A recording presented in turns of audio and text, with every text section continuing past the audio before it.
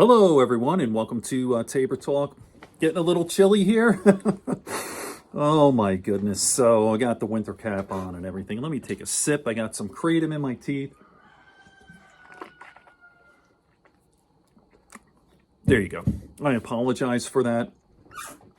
So probably the most puzzling, most enigmatic group of people, demographic, are evangelical Christians in this country.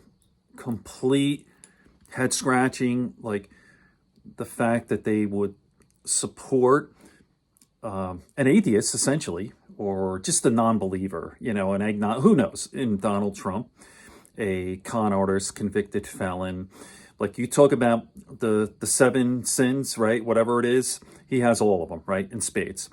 A liar, on and on and on. Like, we all know who he is. He's the opposite of what you would think a good Christian is. And yet, evangelical Christians support him. And it's so obvious. He's such an obvious fraud. This whole Christian thing, that's a character. That's not real. I mean, people, use your head. Evangelical Christians, do some research. Donald Trump doesn't go to church. Even now that he says he's a Christian or whatever he is, he doesn't even go to church now. He hasn't been to church in 2 years. He only goes when it's some sort of event that benefits him. The guy is a fraud, a con artist. I mean, how stupid can you be, you evangelical Christians? Listen, and why, I don't get it. Like, Mike Pence, listen, I get, all right? If that's your thing, I'm totally against this, the white Christian nationalist movement. There's no question about it. Even though I am myself a Catholic, born and raised Christian Catholic, but obviously if you want a sovereign state, you don't want a theocracy. Obviously, we all know this, that separation of church and state. I'm not going to do go on a long thing about the importance of separation of church and state. But anyway, like, why this guy? like a lying rapist. Where in the Bible does it say that lying is good? Like, not telling the truth, right? Not telling the truth, being a liar and assaulting women and corrupting and all the things, that's our guy. The more you lie, the better. That's why I don't take you people seriously. I know it's an important demographic. And in fact, the Republicans cannot win. Trump cannot win without this evangelical Christian thing. That's why he went back on a statement about the abortion thing. He said 6 weeks, it's got to be longer. It's got to be longer, And then there was backlash. They were like, what? And then he walked it back because he knows. I'm sorry, I'm just watching this here, Clark Schmidt. The Yanks won, by the way, 2-0. Sorry for that. But it's just, the whole thing is just absolute bullshit. It's so obvious to anyone with a brain on their head that this guy is not Christian. 2 Corinthians.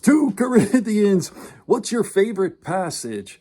I don't like to talk about it. It's like everything. It's so obvious. And how could you not know that this guy is a fraud? Doesn't believe in, who knows? Did he have a change of heart in the last 2 years? Who knows how you want to think about this? The guy is a piece of shit. He's a liar. He's the opposite of the values that that Christians hold. Okay, so there you go. I don't understand that. It's ridiculous and it's stupid. All right. So, and the whole idea, I've been going back and forth with someone on my page here about when these Christians say we have to bring God into this, we've lost our moral compass. When I say God, like, are you a Muslim? Are you Hindu? What does that mean? It's just these simple things. Even though I am myself a born and raised, went to Catholic school, the whole thing. I've been back and forth, lapsed Catholic, back and forth, but I am, in fact, a Christian and a Catholic. Like, a little respect for other people. And I've always talked to these people, like, the way you feel about Christianity and Jesus being the Savior, This person who's a Muslim feels the same way about his faith. Like, use your fucking head. I mean, come on. Just a little common sense here. Have a little just decency and respect for other people. That's all I'm asking for, right? It's just common sense here. And I say this over and over that even though I am a Christian, I am a Catholic, they are so obnoxious. They really are gross. They're always proselytizing and pushing their bullshit on you. And I'm like, why? Like, my motto has always been, you do you, I do me, right?